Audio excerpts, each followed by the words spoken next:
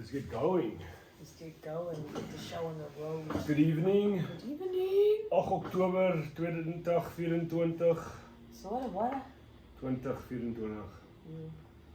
2024. I don't know, it just doesn't sound right to say 20, you said 2024. 2024. Yeah, 2024. So 20, 20, 24, 24. But it sounds wrong saying 2024. Because they used to say 1998. But it's actually like a 1998. That's actually what it is. Because at some point it changed, right? We used to say year 100, year 200, and then we used to go year 1000, Yeah. and then 1001, and then no, but listen, at some point it got so big that we decided to not say 1001. Lazy. We went two numbers, Yes. 1899. 2024. Yeah. Now it sounds less than, wow, this has been really long. Yeah. Also makes you think about all these things about how, not getting into it, I'm not starting conspiracy theory on this, but I don't even think we grasp how long 2000 years actually is, because we go 2024, 2024. So we even go, that was a long day. Well, consider 2024, my bro. Nobody even knows 2 generations who was 2 generations ago. I don't even know my great grandfather. Yeah. Yes. Chai. Do you want to read tonight or me? I can. 2 Chronicles 7 verse 14. If my people who are called by my name humble themselves, pray, seek my face, and turn from their wicked ways, then I will hear from heaven, and I will forgive their sin and heal their land. Maybe. What do you have to say about that? I've got 2 things about it actually. One is, it's true, but it takes a lot to humble yourself. I think people obviously or maybe I would say that when people think of humblers themselves, they're like, oh, okay, I was wrong. I'm sorry. But I think it's even deeper than that. Like actually looking into yourself and start seeking what is actually really wrong with you. What are you doing that's making other people upset? Instead of like being fixated on what others are doing to make you upset. So you start humbling yourself and saying, okay, I'm really not perfect. Not just I'm really sorry, it's I'm really not perfect. I'm going to do whatever it takes to be better, but I know myself that I'm not perfect, but I'm going to work every day. Humble yourselves, pray about it, because obviously if you and yourself as an individual and you praying to God about it, I'm pretty certain it's going to work and He will hear you. And I think that's what I've got to say. Yeah, seek my face. Be very in the moment and be really open and willing to want to be better, I suppose. I don't know if I'll say it every way, but that's what I thought. But then the other thing that I also thought, no, actually I talked too much about it. No, it's fine.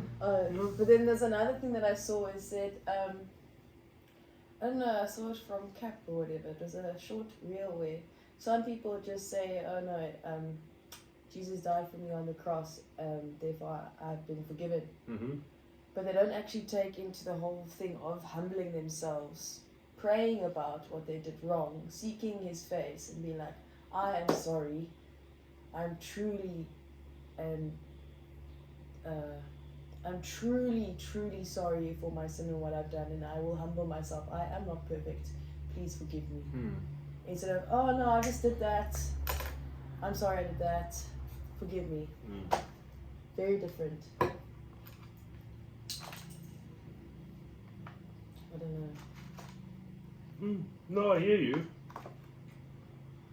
So what you mean is, so you say, don't do that. Sorry. So you say when you humble yourself, you admit that you're not perfect. Yeah. And you're going to try do things better. Yes. But isn't that coming short of stuff that we previously learned, that knowing you can't do better on your own anyway? Yes. So you have to ask for the Yes. help. That's what the praying is about, Yes. right? So it's like humble yourself, but it's forget who you are admitting it to. You don't have to admit it to people. You admit to God, you can't. Yeah, sorry, I meant that. Yes. Okay, You oh, admit to so you yourself. meant Yeah, you meant to yourself self and to God. That I'm not perfect. Yes, everybody else knows that you're not perfect. Yeah. Or they should know. They should know. Yes. Humbles themselves, so that's what it is. Humbling means submit yourself. Like introspection. Yeah. And humbling yourself. But admitting you're not perfect, believing you're not perfect, and then telling God, I'm not perfect. Yes. And then seek my face and turn from. Seek my face means pray. So that means ask for the help because you're not perfect. And because Jesus is perfect and already died. So it cancels out. Yeah. And turn from their wicked ways. Now this is one thing, isn't it? It's like, what I've noticed is since returning to Christ or being a born again Christian, you still do sin every now and again, but it feels terrible. It's not the same now. It's like even when you sin in the silliest thing, when you overeat, you feel bad about that in a way that I can't describe that I've ever felt bad about anything. It's deeper, it's more spiritual, it's more physical. It's like you realize the damage you're causing in even something like overeating. When you eat one extra brownie, and when you shouldn't. And I know people are going to laugh and they go, oh, you think eating a brownie extra is sin? It kind of is. Yes. I mean, once in a year you can go, so it's a treat. But at the end of the day, eating too much sugar, becoming obese, all these things, not treating your body like a temple, it is. So anyway, very easy example. Too much brownie feels to me like I'm sinning because of gluttony. Yes. And then I feel sick. Never mind when I swear accidentally. Yes.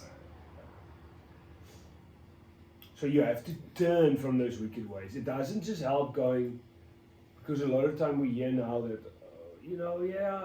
so I can still hang out in the bar because Jesus already died for my sins. Like I am already, you are forgiven, and your sins will be washed, but you can't always, when you know better, you can't carry on. So it's turn from the wicked ways, right? Isn't that what you said, that if you know that what you're doing is wrong, that is worse than accidentally doing it? That's what the Bible said as well, that one verse. Yes. But I like this. If, so it starts with if, and then there's a then. So I think that's quite important, if and then. Yeah.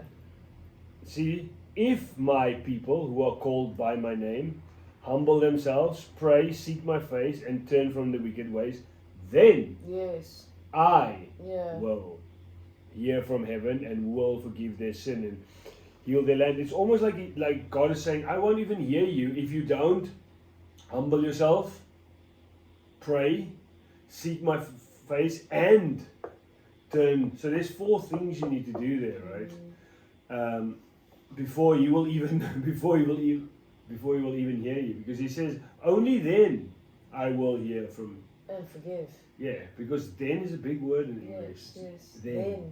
Yes. After you've ticked all those boxes there. And it's quite appropriate, isn't it? Because how many times have we as humans, and I'm sure many people would say the same, God, if you give me this A, then, but it doesn't work. Yes. You give me this, then I will be a Christian. It works. If you do these things, then God will listen. So people go, God, why don't you listen? God this, God that. But then you have to go, have you, and then waited for, I will hear from heaven and I will forgive their sin and heal their land. Heal their land, get the A, forgive their sin for eating the brownie and hear, right? So, I mean, there's a lot to that, and that's what I think. No, it's very, I like that a lot.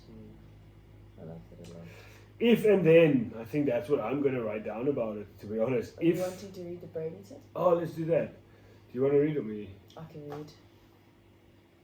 Cool. Brainy tip. Our brains and bodies thrive in an environment of love. The world is, of course, full of problems. There is so much pain, suffering, sickness, and poverty. It sometimes feels as if nothing will change, as if the issues we face have no solution. Yet there is hope. We have a powerful ability to choose what we think about, and thus what we say and what we do. We can be incredible change agents. We can choose to follow the Messiah, renewing our minds and participating in his restoration of all things under heaven and on earth. Science, as I mentioned at the beginning of this book, shows us how operating in true or distorted love, and the impact of operating in true or distorted love. We can be part of God's rescue mission to heal the land and its people. Indeed, as we serve our communities in love, we heal our minds, our own minds. Love is the most powerful healing force. True love is not only a miracle, but also creates miracles. True love has a pay-for-it-forward snowball effect. It is the key to a life of happiness, health, and peace for everyone and everything. Pay it forward. It's a constant act. Yeah, it's weird, isn't it? Because we are on day 44 tomorrow.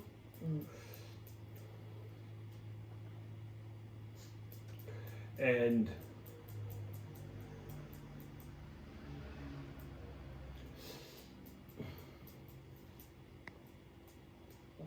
some days you feel crazy for recording these things. You feel like, oh, I'm crazy, I'm talking to a camera, I'm telling people what God does for me, did for me, is doing for me. And nobody really responds, nobody cares. And that's okay, I'm still going to do it. But it goes like, oh, like what level of Christian should you be? Should there be levels? And then I go, I don't think so. The people who I listen to, the greatest people that I think in the world, John Lennox, some of these awesome Oxford scientists, neuroscientists, the people I love to read their books about and the people I love to listen to, they say it is being out there, it's being active as a Christian. And it's just weird to me that why aren't more people doing it? Why? It's not okay. It's not okay that we're not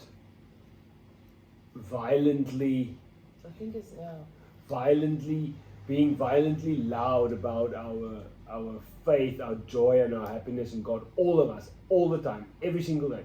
If you have a platform and you post regularly and you don't post once a day about God, why not? Because you're supposed to. That's what the Bible says.